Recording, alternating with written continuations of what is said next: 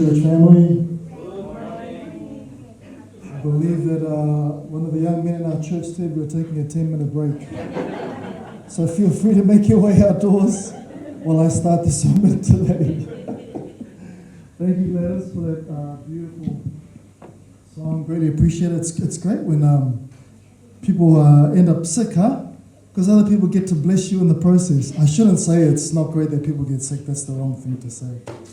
I must say that now I understand a lot about why Glenn looks really tired on a Sabbath morning. Because he's playing his iPad when his wife is telling him to go to sleep. There we go. Thank you for sharing that and giving us that insight. Glenn was shaking his head the moment you said Glenn. I looked over and Glenn was like, wow. It's like, throw me under the bus. This is for me, yeah, Jadis? All right. Well, hey, it's a blessing to be with you again this morning. So good to see you. Why don't you turn to your neighbor and say, it's really good to see you this morning, huh? And turn to the neighbor behind you and say, it's even better when you see me.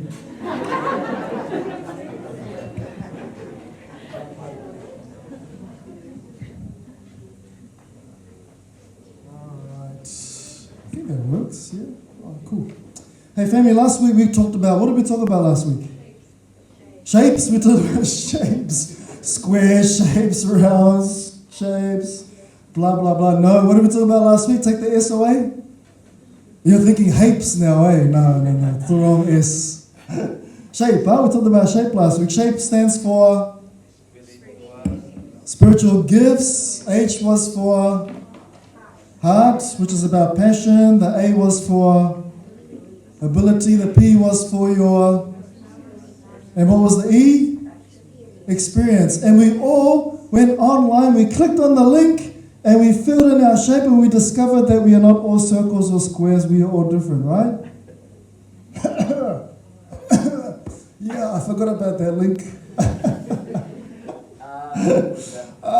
Cam is right now going to the link.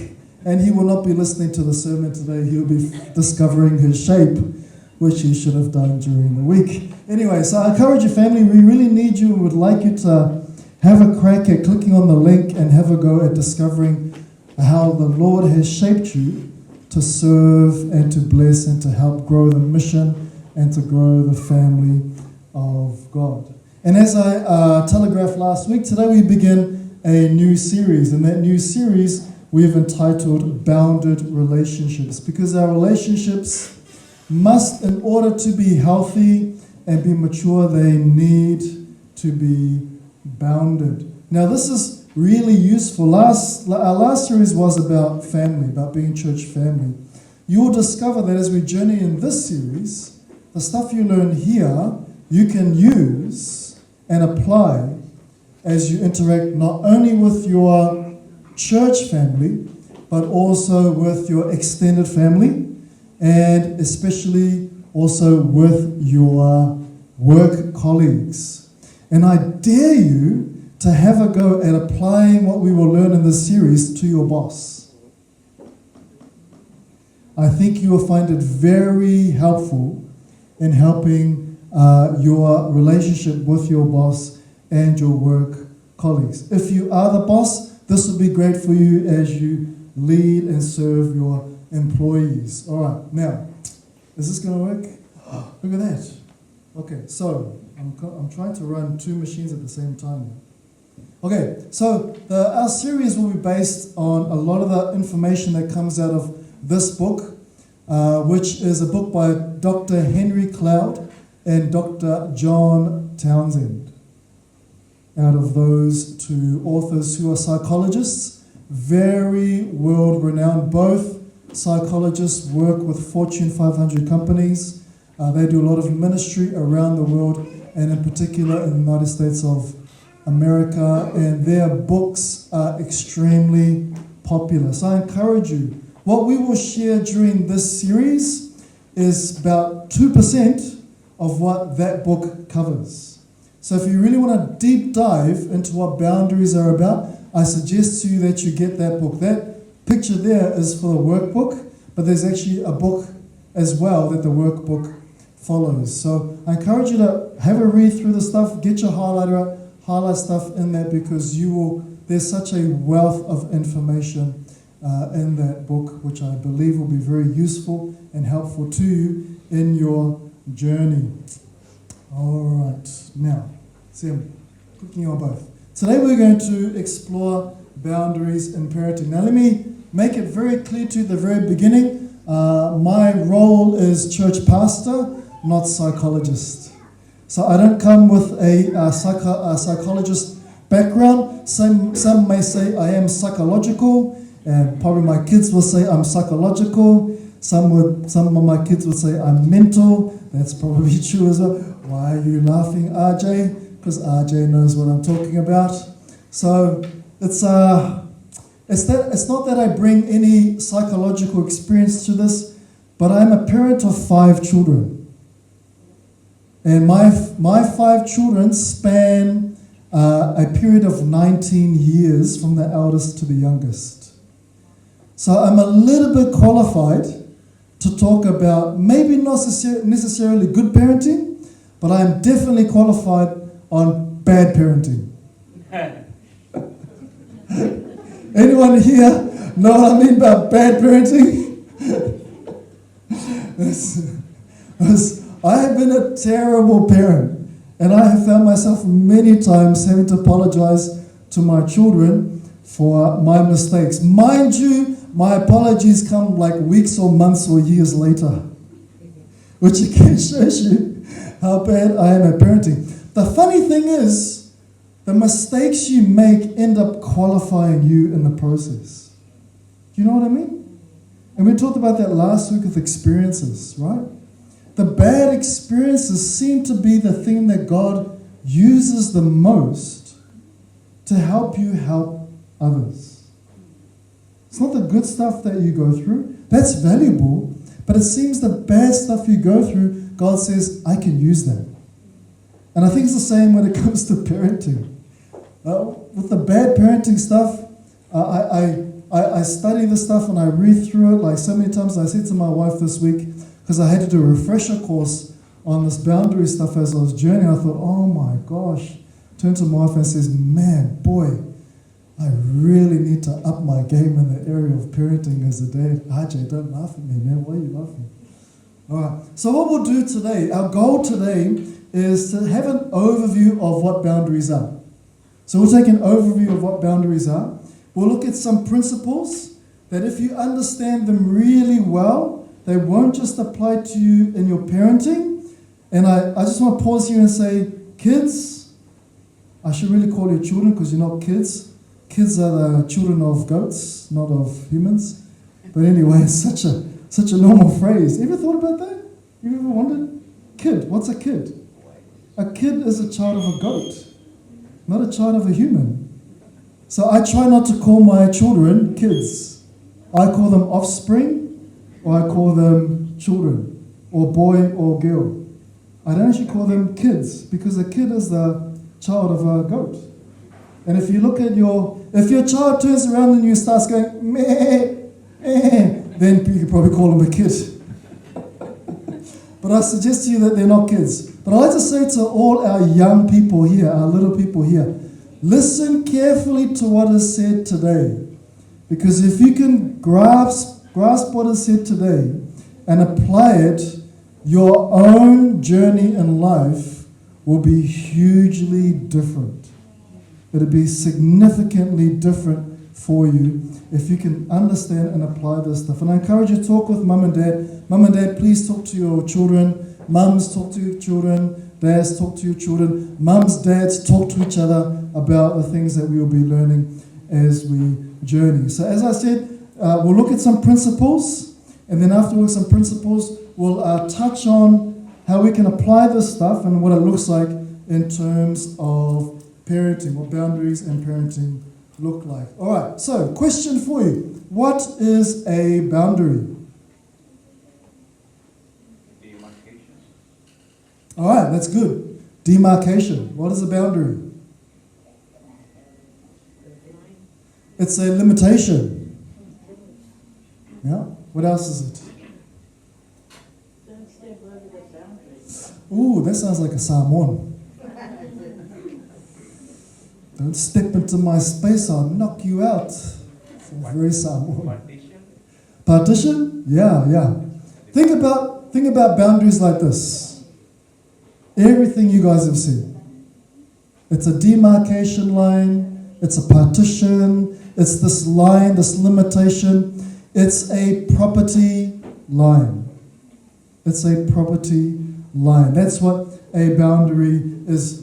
Well, what do boundary lines do? What do property lines do? What do property lines do? So, what is yours is mine, what is mine is mine. What is yours is mine, what is mine is mine. Is that, wow, that works? Okay, all right, okay, cool, I like it. I reckon inside, Christine's like, no. All right, but yeah, Fernanda's got the right idea, right? It's a property line says, this is mine, right? What's in this line, what's in these lines belongs to me. This is me, right? And that is you. That belongs to you. That's this idea of property. And you see it very clearly in a neighborhood, right? If your neighbor's tree starts growing over the fence and starts dropping stuff into your property, how are you feeling about the stuff that your neighbor's tree is dropping into your property? Are you feeling good? Depends on what's dropping into your property, eh? But if it's mainly bird droppings that are dropping into your property, you're thinking to yourself, I really want to cut down that tree. All right? You really want to cut down that tree, right? Especially if that tree is annoying you and the leaves are getting into the gutter, right? On your roof, and you're like, can you please cut down your tree? I cannot see anything because of your tree. You with me? So what are you thinking to yourself about your property? There's this line. There's this line that your tree has crossed. There's this line that you've crossed over. This is the stuff that belongs to me. So property lines, boundaries define where you and I begin and end. You just think about walking around your property. This here is where my property begins and ends. Can you see that in your thinking? All right. A boundary also indicates who owns what. And we've just talked about that. So a boundary is about ownership. What I own and what I don't own. Hello? What I own and what I don't own. Not mine. It's yours, it's not mine. You with me?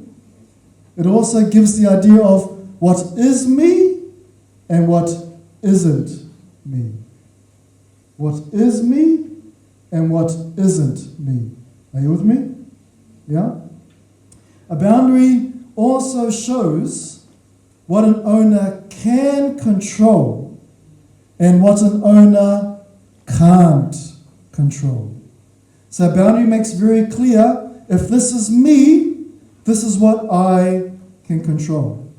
What isn't me, I can't control. Can you see that in the picture?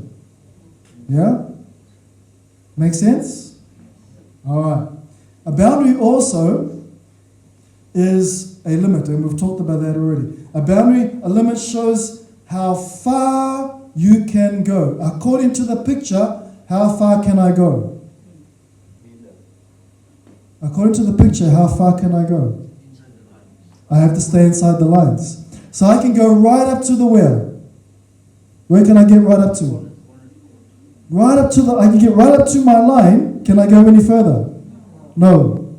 Because the moment I go past the line, what have I done? I'm crossing the boundary. I have gone beyond my own limits. I am trespassing.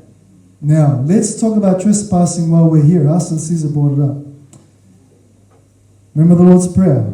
And forgive us the KJV version, forgive us our trespasses as we forgive those who have trespassed against us. When I cross the line, I have trespassed. Suddenly that prayer takes on a very different meaning for me. Where have I crossed the line with God? Where have others crossed the line with me? And how will I respond to that crossing of the line? How will I respond to that trespass? Most of us think it around the idea of sin. Can I suggest to you that sin is this idea here? Sin is when I cross the line. Are you with me? Yeah? Make sense? All right. Now, a boundary also shows what one is responsible for. It shows what one is responsible for. And of course, vice versa, it shows what one isn't responsible for. Everything, well, let me ask it to you this way. What am I responsible for in that picture?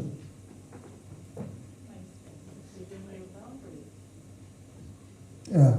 My space, stuff inside my boundary. Am I responsible for you? According to the picture. Am I responsible for the stuff inside your property? No. Would your neighbor come over to your house and say, look, I see your house needs painting, and I've just brought over some cans of paint, and you carry on with your day, I'm just going to paint your house. By the way, do you like pink? Don't worry about it, I'm painting it pink anyway, because I really like the color. How are you going to feel about that? Because you know what, neighbor?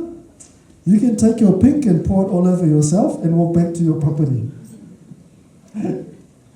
I don't care that my house has no paint on it, don't touch my house. Yeah, you get the idea, right? What am I responsible for? Also, boundaries define where consequences lie. Boundaries define where consequences lie.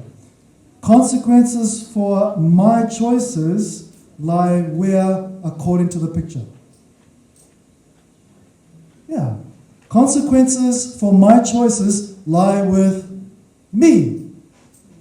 Consequences for your choices lie with you. They lie with you. Boundaries also provide protection. Boundaries also provide protection. They protect me from being harmed by you and you from being harmed by me. Now we'll come back to that a little bit later on. They also protect my free will and my rights. A boundary protects my free will and my rights. And let me just pause and ask a question here. What in the last few years was the biggest boundary crossing we have ever seen in a very long time in human history? Very controversial subject. But where have you seen the greatest trespass in people's boundaries in the last few years? Freedom, pressure, I'm going to say COVID. I'm going to say how the governments around the world implemented emergency measures. And in the process, remember, what does a boundary do? A boundary protects my ability to choose for myself, my free will. What did God give Adam and Eve in the garden? He gave them choice. You can eat anything in the garden, just don't eat that. But did he stop them from eating it? No. If they wanted to eat it, they could eat it. So they still had free will. I suggest to you, one of the biggest boundary crossings, trespasses that we've seen in human history since World War I, World War II, etc., has been what governments around the world have done with regard to our boundaries and a disease. And many of us are still hurting, maybe have even been harmed by that boundary trespass.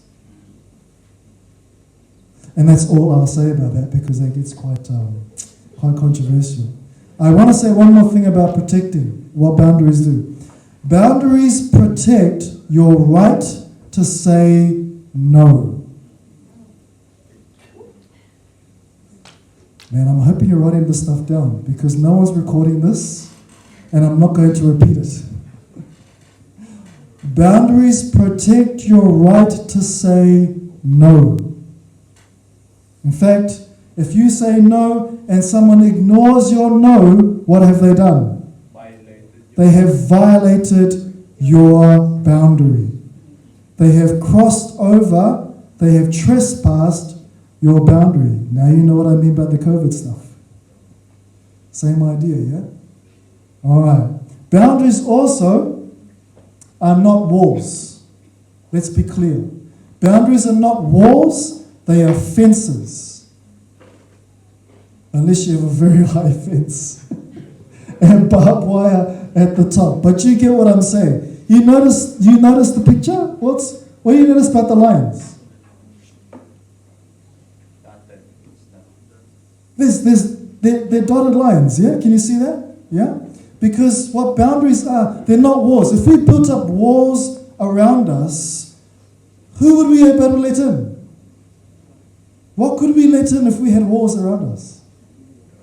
Nothing, right? You've completely isolated yourself.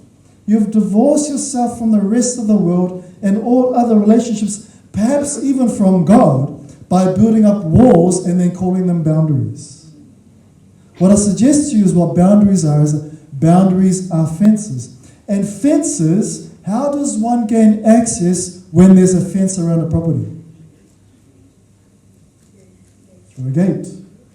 And a gate is the place where you can allow access to friendship, to love, to joy, to interaction with others. But it's also a place where you can close the gate. And what would you close the gate to? Intruders. Right? Intruders. Because intruders are there to do what to your property? To damage. They're there to bring harm and injury. Or as the scripture says, to steal, kill, and destroy. Right? Which is why the scripture says just a bit before that, resist the devil. What does that mean? According to that picture. Put up a boundary with regard to the devil and close the gate to the devil. You with me? You see how scripturally boundaries are so much part of what scripture teaches, yeah? All right. Now, let me see. Where are we? All right. Now, let me go to this place because, let me see, did that work? Yeah. Proverbs 4, verse 23 says what, family? Guard your heart above all else, for it determines the course of your life. How do you guard your heart? The last picture showed us. The way you guard your heart, the way you protect your heart is through boundaries. It's by putting up a fence line around you, a line or a limit around you that says, this is me. This is me. Here's where I start and where I finish. And you can't cross this line. You can't cross this line, and neither will I cross this line. Yeah? You with me? So what happens when you don't guard your heart?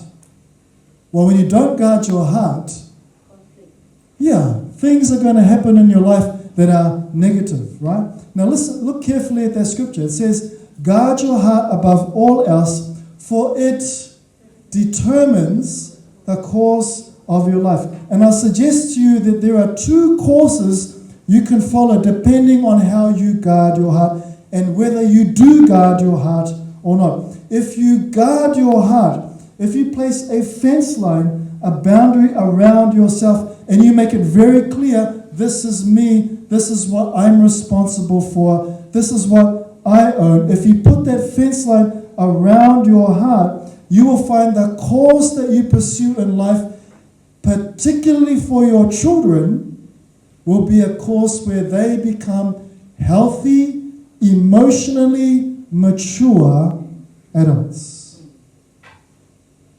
But if you don't guard your heart, if you don't put up boundaries around your heart, if you don't define very carefully, this is me, this is my line, I will not cross it, and you dare not cross it. If you do not guard your heart and put up boundaries, you will find that you will grow up and your children will grow up to be unhealthy, immature adults.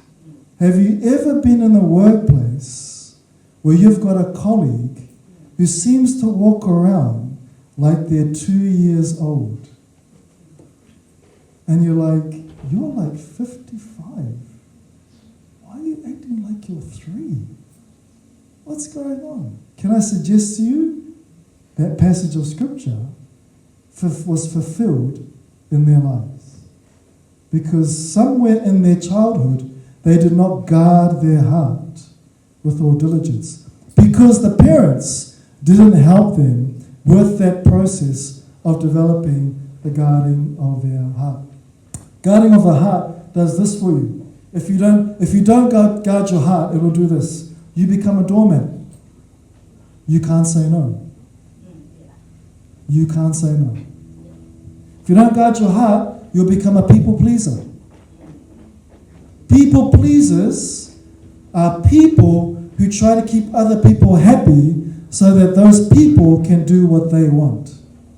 What I want, sorry. You get that? If I'm a people pleaser, I will try to make the people around me happy so that they will end up doing what I want. What's the M word for that? Manipulation. That's still trespass. You're still trespassing. If you don't guard your heart, you'll be an adult who never grows up, who always tries to get his way. If you don't guard your heart, you may end up becoming a bully. If you don't guard your heart, you could end up shutting down and shutting people out. You can end up building walls if you don't guard your heart. If you don't guard your heart, you will feel responsible for carrying, fixing, and doing everything else for everyone else. Do you know anyone like that? Yeah?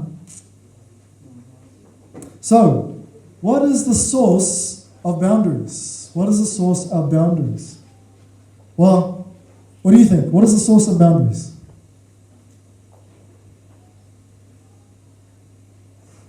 It's sort of I've sort of done a little bit of a trick question because it shouldn't be what, it should really be who.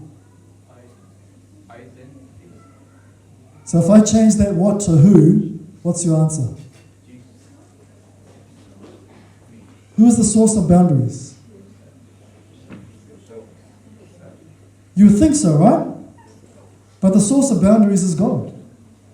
God is the source of boundaries because God himself created boundaries. Think about creation. Right? The land and the sea. We have right there a boundary. Between the sky and the earth, there's a boundary. Right? He created boundaries. He himself, in his very nature, bounded himself. He is separate from us. He is unique to us. Is God pantheistic? Is God everywhere? But is God in everything? No. Pantheism says God is in everything. No, God says, no. I am very distinct and unique and separate from everything. I may be in you, but I'm not you. I am me. And he's very clear about who he is and his own property line. Make sense? unique.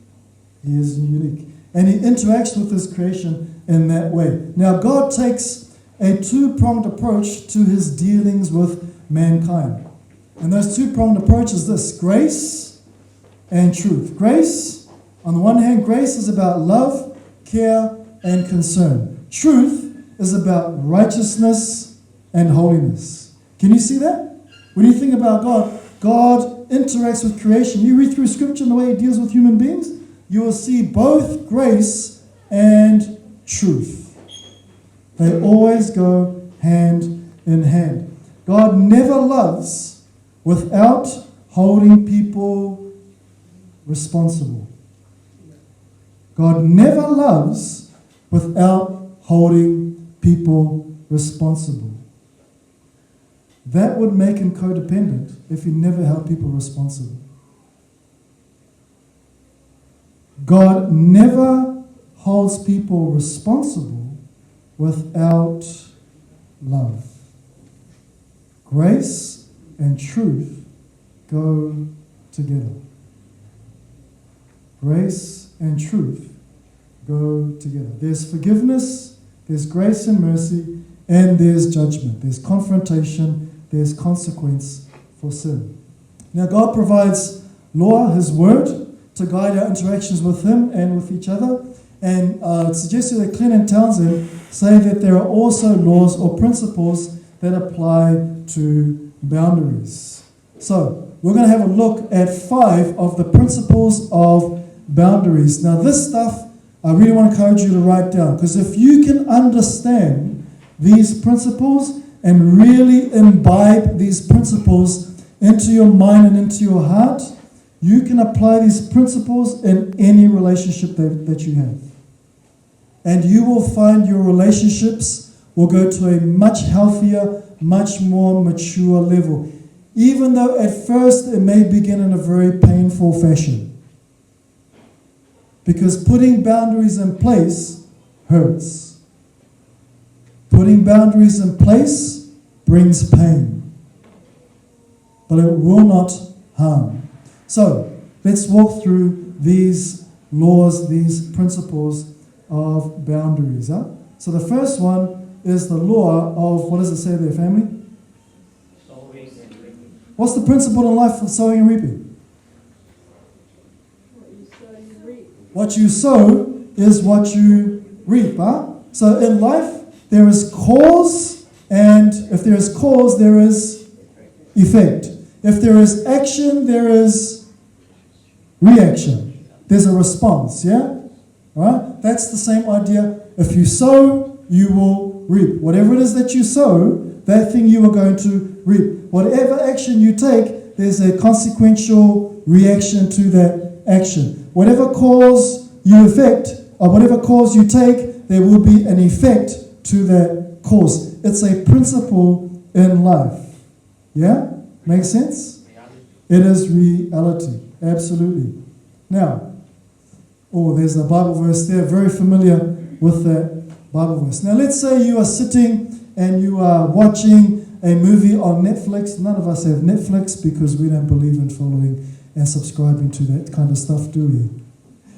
Because apparently Glenn's got it on his iPad. Because I have it on my iPad too. Anyway, let's carry on. So you're watching a movie, you're doing a binge, right? You're binging through the Mission Impossible series.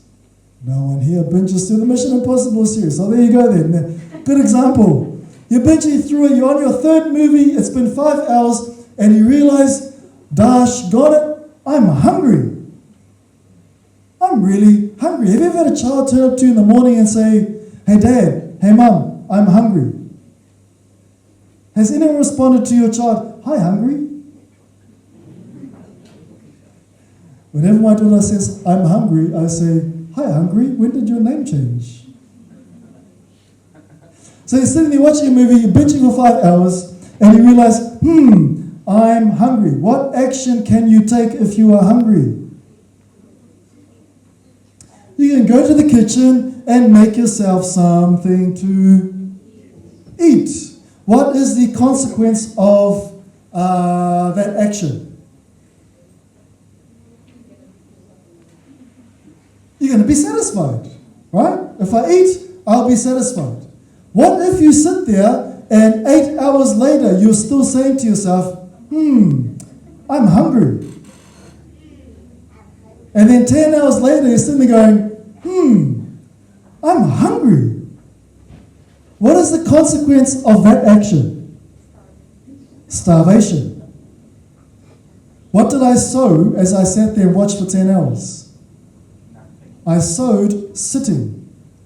What did I reap from my sitting for 10 hours and not feeding myself? I reaped hunger. I reaped starvation. What action did I take when I went to the kitchen? What did I sow? Making food. What did I reap? Full satisfaction. What if every hour I said to myself, I'm hungry, and I'm binging 5 movies that takes 10 hours, and every hour I pause the movie and I say, I'm hungry, and I go every hour for 10 hours and I find food, and I sit down and I eat that food, and we're talking ice cream, chocolate, chips. Christelle's like, I'm hungry now. Popcorn. That's where we start, eh? We start with popcorn. And I do that every hour for 10 hours. What did I sow? What am I sowing? Eating a lot of food, a lot of junk food. What am I going to reap? Obesity. Maybe even... You with me? Do you see the sow and the reap? The action is the sow. The reaping is the consequence of that action. Now, here's the thing. The sower should be the reaper of that sowing. Are you with me? Yeah? Look at the screen. What me sow, me should reap. What you sow, you should reap.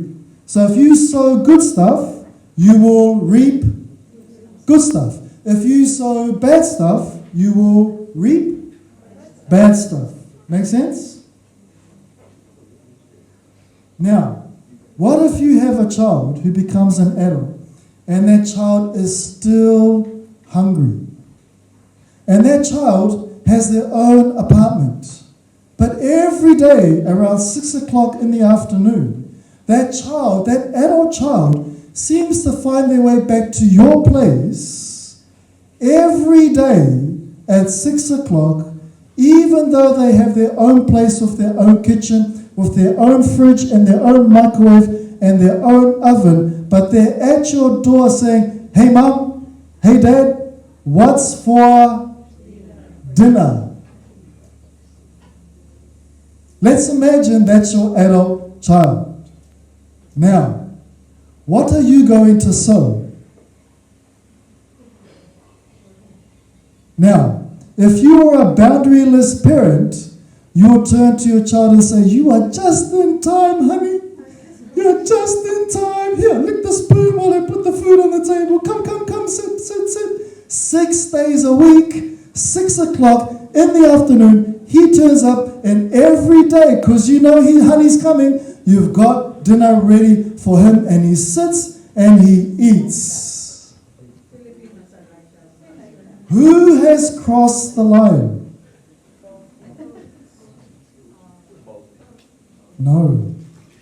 He has not crossed any line. Who has crossed the line? The parent has crossed the line. How old is this guy? Is he 10? He's an adult. He can look after himself. He's at least 20-something years of age.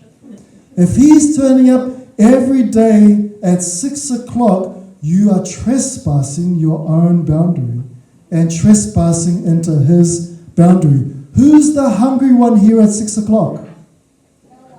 The child is the hungry one at 6 o'clock. Who should feed themselves if they're an adult? The child. The adult child should be the one feeding themselves. When you feed them, what are you doing? You are reaping what they are trying to sow. Because their action is, they are sowing, coming to you for food. And you are reaping, preparing food for them. Are you with me? Yeah? So you are enabling their boundary crossing, your own boundary crossing, and in the process, you are doing what psychologists call being codependent.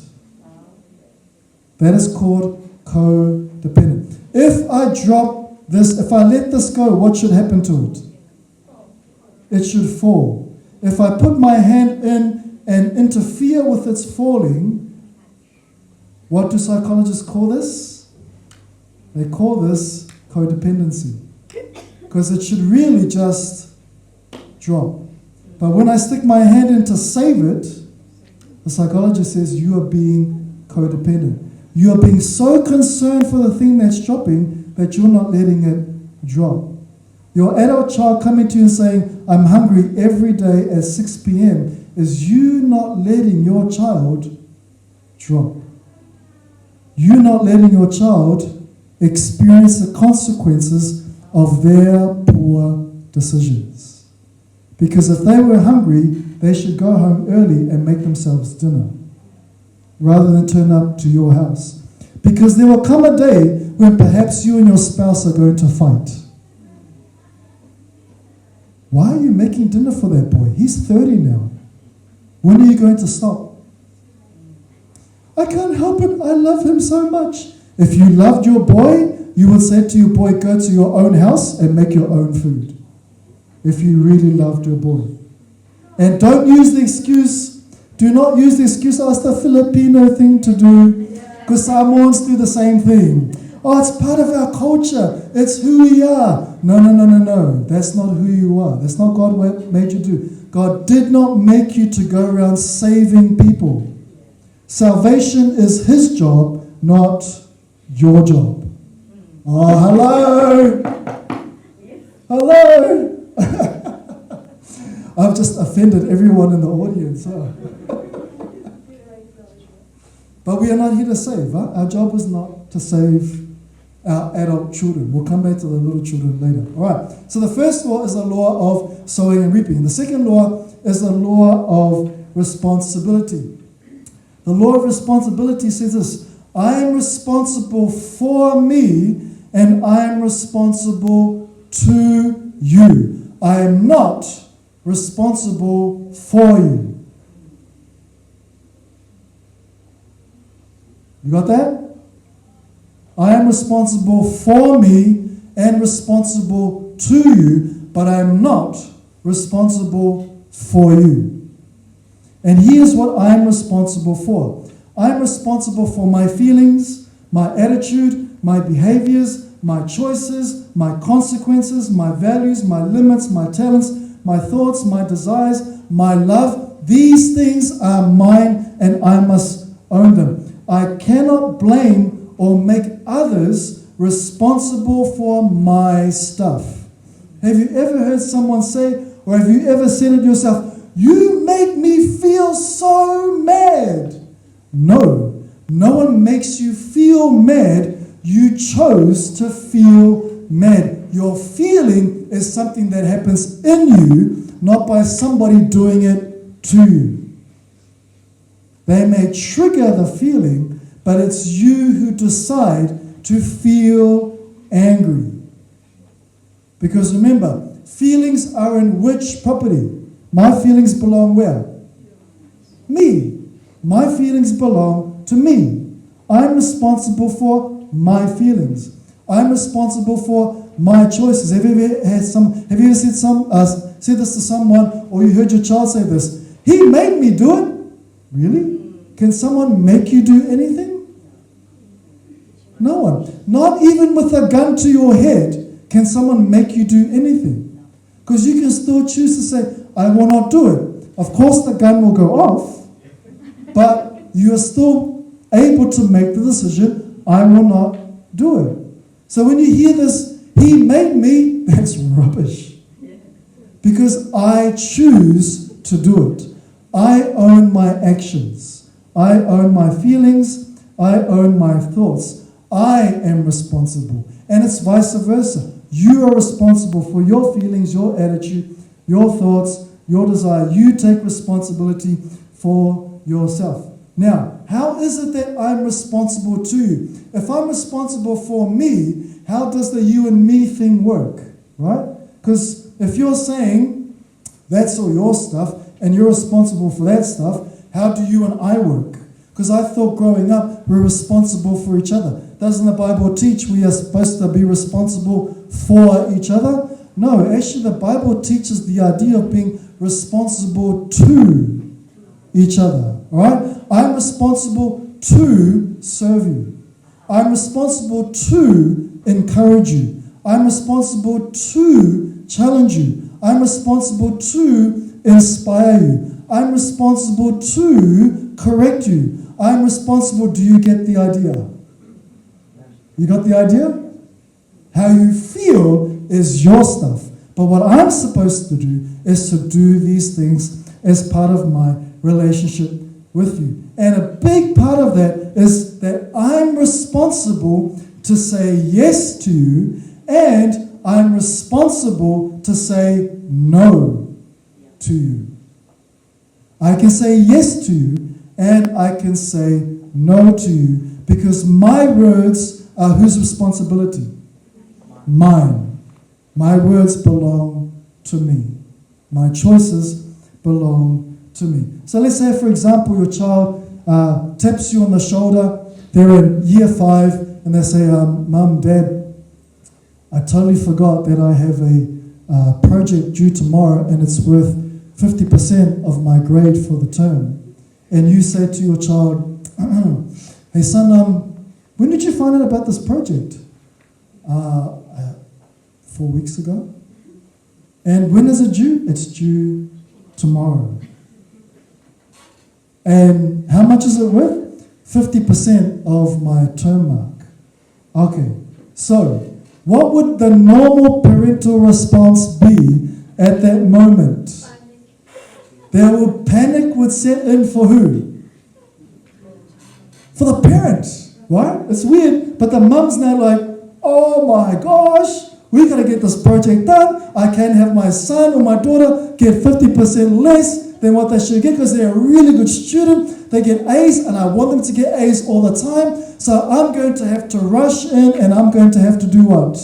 I'm going to have to save my child, and I will save my child by helping them do the project.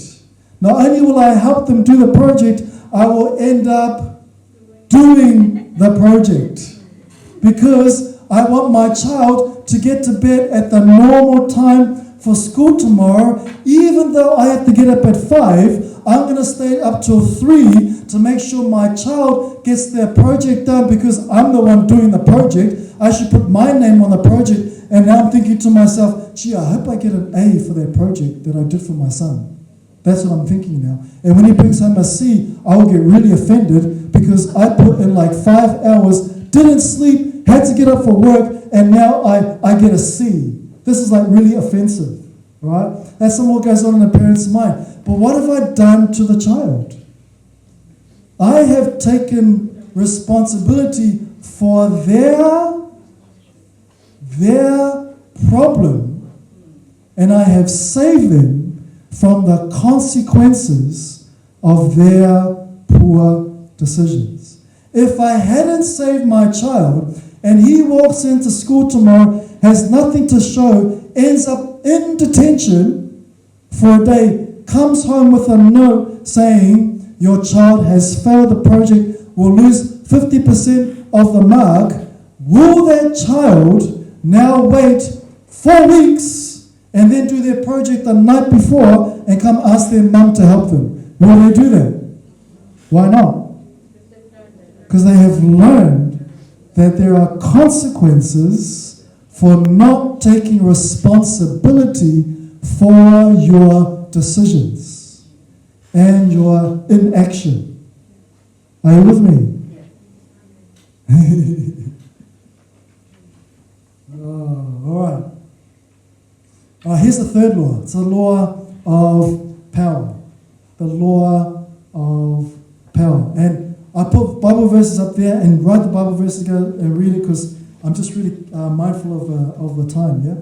So the principle behind the law of powers of this is, I only have the power to change me. I only have the power to change me. I have no power to change you. I control over me. I have no control over you. You with me? Yeah? Alright, let's give an example. The kids, or your child is always doing their homework or their assignment last minute. Alright, so this is not the first time. This is a continuous behavior. They continue to play out this behavior. Let me ask you this question. If your child has this habit of doing homework late, staying up late to do the homework, or just to be on Roblox or Minecraft till 1 o'clock in the morning and then getting up at whatever time and they're always late for school and you're yelling at them from the car, hurry up and get in the car! How many times have I told you to put the iPad away and get to bed? I'm getting sick and tired of your behavior. You gotta stop this habit. Question, will the child stop the habit? Why not? Why won't the child stop the habit? Why won't the child change the behavior? What does the screen tell you? I'm powerless. You are powerless to change other people's behavior. You are powerless to do that. The only behavior you can change is your behavior. Now, I want you to remember, these laws, they're based on who's the source of boundaries? God. Just think about God when it comes to this stuff. Does God force you to change your behavior? Does He put pressure on you to change your behavior? Does He guilt trip you into changing your behavior? He lets your behavior change be your decision to make. Why? Because He knows He has instilled in you free will. You have the ability and the right to say to God, no. No, God, I will not. And He has put in your child the same right and ability to say no. So when you yell and you scream and you chastise because they have this continual behavior of staying up late, not getting homework done, not getting to school on time, you getting phone calls all the time from the principal, you cannot change your child's behavior. You are powerless to do that. Even if you force a behavior change, that behavior won't necessarily change. What will happen is your child will accommodate your demands so that they don't get yelled at by you. But have they changed their behavior? Yeah. No, they haven't. They become rebellious. They become rebellious. And you will find that when they become adults, they're always going to be late to stuff. They're never going to get stuff done on time for work. It'll even affect their marriage. You with me? Can you see it play out? So, what can a parent do then if a parent is powerless to change the other person's behavior? And this is the same in any space. Husband, wives, workplace, we are all powerless to change other people's behavior and actions. All we can do is take ownership and realize that I can only control me. I can only control me. I'm powerless to control you, but I can influence you. I can influence you. And I influence you through boundary setting. All right, we need to speed it up because I'm preaching on every law like I'm a true Adventist. Okay, the next one is the law of respect. The law of respect, the principle here is I must respect your boundaries. I must respect your no. Just as I expect you to respect my no, I must respect your no. Respect my no, and respect your no. I must respect both no's. For example, a child grows up and develops a drinking habit. The parent says to the child, please stop. Is the parent saying a good thing to their child who's becoming an alcoholic? The parent says to the adult child, please stop drinking. Is the parent saying something good? Yes. Do you not agree? Do you think it's okay to just drink and drink and drink? No? So yeah, it's a good thing. What if the child says no? What if the child says no? What does the law tell you to do? The law says you must respect their no. Do you still love them even when they say no? Yes. That's the true test of this law.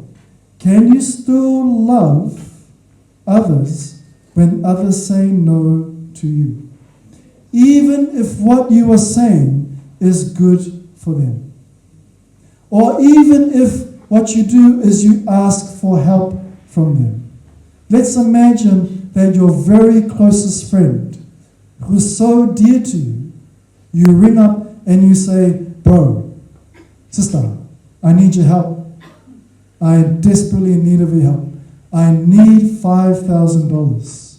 And I need it today. I have to have it today. I will pay you back next week. The friend who is like a brother to you says no to you. Because Cam is already saying no to me.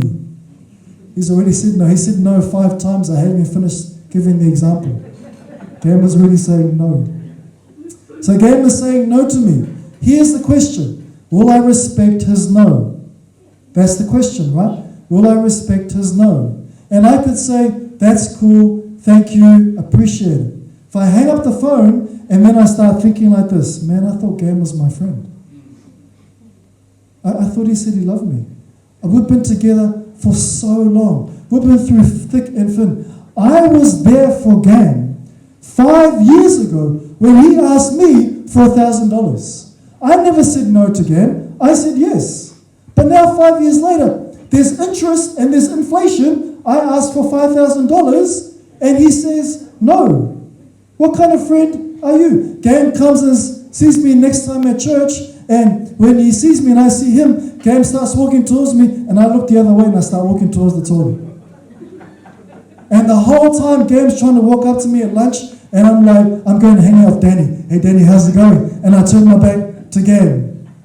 Am I respecting Cam's no? No. I am not respecting Cam's no. Because I'm now doing the silent treatment on Cam. So that's what the law of respect is about. Last law we're going to check out is the law of motivation. This is about your intention behind your boundaries. This one is about this idea of purpose and reason behind and intentions. Why would a person cross a boundary? Why would a person cross a boundary? Most people cross a boundary because they are afraid or they are feeling guilty. They are afraid or they're feeling guilty. If Cam is a codependent, if we're in a codependent relationship, even though everything in Cam is saying, say no, say no. Jesus might be saying to Cam, say no. But Cam ignores Jesus, ignores his boundary, and he says to me, yes, and gives me $5,000, and his family are going, so how are we going to eat next week? Because that was all the money in our bank account. But you just gave it to your best friend, whom you love, because you've known him for so long. Why would Cam have given me the $5,000, even though everything in him said, don't do it? Because he's afraid. What's he afraid of? He's afraid of losing the friendship. He's afraid of losing the friendship. Or he's feeling guilty. He's gone back 5 years ago when he asked me for $1,000, and even though my wife says, don't you give him $1,000, don't you do it, and I give him $1,000, even though everything's saying no, he's going to feel guilty because I gave him $1,000 5 years ago. Yeah.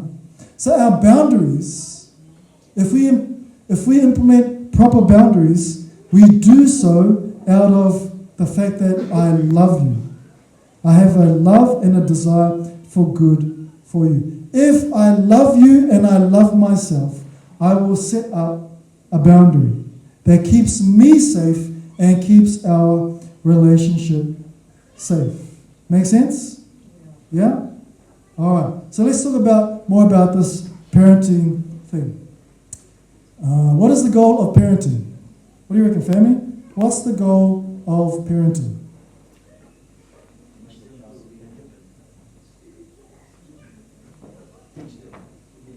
It's to teach them to be independent, right? I think Fernando was saying a very similar thing. The goal of parenting for me is one word, and that word is found in Scripture, and that word is discipleship. Very, very famous passage, yes? Train up a child in the way he should go, even when he is old. What's that stage of life for the old child? Adult, right? Mature, adult. Even when he is an adult, he will not what? He will not depart. That word train is the word discipleship. It's the idea of teaching and learning and being discipled. As a parent, doing that work of discipleship, so your child will grow into a mature, emotionally healthy adult. The goal of parenting is to prepare to train children for life. The goal of parenting is to disciple, to prepare, to train children for life. The focus of parenting is not the present. The focus of parenting is the future. When you parent, you don't parent for today, you parent for tomorrow.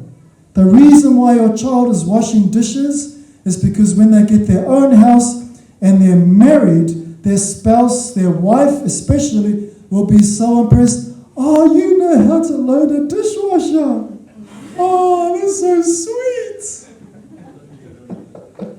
Oh, you know how to do laundry. Oh, so cute. You must have had a good mummy.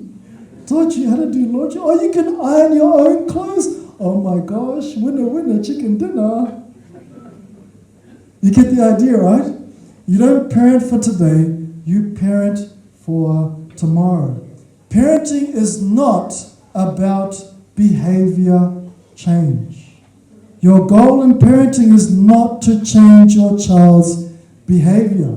Why isn't parenting about changing your child's behavior?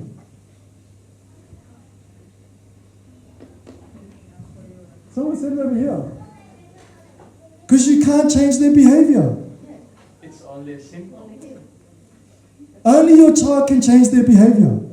You can't change your child's behavior. If your goal is, I'm going to turn this snotty-nosed, ratbag, rebellious 5-year-old into a very harmonious, peaceful child, good luck with that.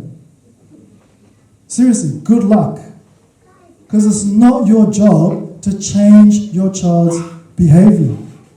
It's your job to influence your child's behavior. That's the law of responsibility and the law of power. The problem is with us as parents, we shift to something like this. Have you ever done that with your kids? Why? Because I said so. What more is this? When I say that statement, because I said so, what I essentially do is I take like the finger of God and I write my own 10 commandments and I put them right next to the Bible and I say, my word is equal to God's word when it comes to you. Where have I placed myself with regard to how my child sees me?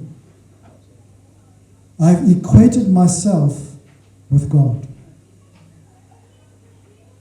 The only one who can say, because I said so, is God, not us. We are not God. Now, I'm sorry, parents, but your children are listening to everything I'm saying today. They are being well prepared to engage you as you journey in implementing boundaries over the next several weeks. Because you may have said, just as I have said to my children, because I said so. Because I said so. The problem with that is you are being a control freak. And control freaks are just freaks who have no control.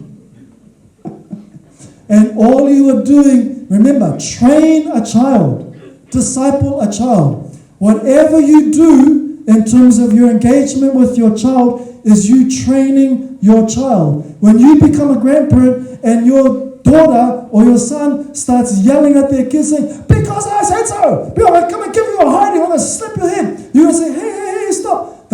Your child's going to turn to you and say, but you did that to us. That's what you said to us. That's how you treated us. Then that verse becomes very, very true. You're sowing, you're reaping what you sow. Train a child. So that is not the approach we want to take, because control freaks are just freaks who do not have control. And all you're doing is teaching your child to be a control freak or to be controlling. And as you know, none of us have the power to control anybody except ourselves. So if parenting is not about behavior change, then what is parenting about? Parenting is about self-control. Can you see the pun? Parenting is about self-control. It's about you taking control of yourself and you teaching your child to take control of themselves. That's the law of responsibility. It's the law of power. It's the law of motivation. It's the law of sowing and reaping. All those laws find themselves in that statement. The very last part of the fruit of the Spirit is self-control. What you want to teach your children is to develop the fruit of the Spirit, which includes self-control. That's your goal. But that starts with you controlling yourself. Parents are about controlling self, being a self-controller, controlling self, and being an influencer, and letting their children experience the consequences of their own sowing, to reap their own sowing, to suffer the consequences of their own decisions. As parents, that's our goal. And in the process of them experiencing the consequences, they will develop in themselves self-control. Right? That's the law of sowing and reaping. Now, consequences will hurt. Consequences hurt. But consequences do not harm. Boundaries may hurt, but boundaries do not harm. Your job is not to save your children from their consequences. Your job is to let them experience the consequences, the hurt and the pain of their decisions, so they will learn not to do that again. Are you with me? Hebrews 12 makes it very clear. Discipline hurts at first, but later on it is of good benefit to those who undergo the discipline. And discipline is about discipleship, not about beating up your child, either physically, emotionally, or with your words. All right, let me keep going. When you take on boundaries and you start to implement boundaries and you stop saving your kids from suffering the consequences of their choices, this is what's going to happen. They are going to get mad with you. They are going to get angry with you. And you know what? If your kids are never angry with you, you are not parenting. If all your kids are like, I love you, Mom and Dad, and that's all you never hear, I'm angry with you, I'm mad at you, then perhaps you are not doing a good job with your parenting. Oh, that's not what you wanted to hear, eh? I want to be friends with my kids. No, you do not want to be friends with your children. Your children's friends are friends to your children. Your job is to parent your children. That's your job. You are not equal with your children. You are not equal with your children. In the eyes of God, yeah, there's equality.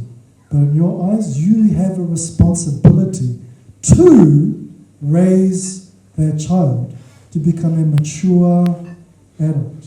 All right, so let me give you some tips. Here are some tips with regard to disciplining your child. First one is this. Take your anger out of your discipline. Take your anger out of your discipline. Depersonalize your discipline. Take out of it the emotion. Don't leave the emotion in your discipline. If you are angry and you discipline your child in anger, the goal normally is, what do you want to do? You're wanting your child to go from that behavior to this behavior, right? So you want him to move in that direction. If someone gets really angry with you, do you feel like you want to move toward them? Which way do you want to move? Emerson, away. You want to move away from that person that's angry with you. Doesn't matter who it is, you want to go in the other direction. Your child has no ability to move away from your anger because you are much bigger than your child. Your child has become unsafe because you are putting emotion in your discipline. And now the child feels unsafe. Even though you want that child to move towards you, anger is an emotion that is against you. Are you with me? That emotion is against you. Your child does not want to come anywhere near you. Now, can I say this? I used to spank my children. My first two children, God bless their souls, I beat the living daylights out of those children. I may look white, but I am definitely Samoan. And I got taught to beat my kids. Why? Because I got beat. I still remember, yeah, you can relate. I still remember my dad with a really thick cowboy belt, belting me from one end of the living room to the other end, and then belting me all the way back. And then one more time just for good measure, because I almost burnt down the house. So what did I get trained to do? I got trained to belt, and that's what I did. I belted my first two children. My children were so scared of me that when I came towards them with anger, they go like this. Now that's funny, but that's also sick. Because if your child's like, you scare me, I'm afraid of you, what if I told my child? My dad is not safe. My dad is not a safe man to be around. So I chose, when I had the second lot of kids, to stop spanking my children. Now, a lot of Christians will say, yeah, but Pastor, the Bible says, if you spare the rod, you spoil the child. When have you, because this here is a sheep, this is a shepherd metaphor. Spare the rod, spoil the child. When have you seen a shepherd take a rod and start spanking the sheep? Have you ever seen a shepherd grab their staff or their rod and spank the sheep? Stupid sheep, move, move, move. What does the shepherd do with the rod? He uses it to guide the sheep. So what does spare the rod, spoil the child mean? If I don't guide my kids, then I will spoil my kids. It does not say, if I don't spank my kids, then I will spoil my kids. Nowhere in Scripture are we encouraged to beat up on our children. Because one day they will become adults. And what you see reflected in their parenting is because mainly of your parenting.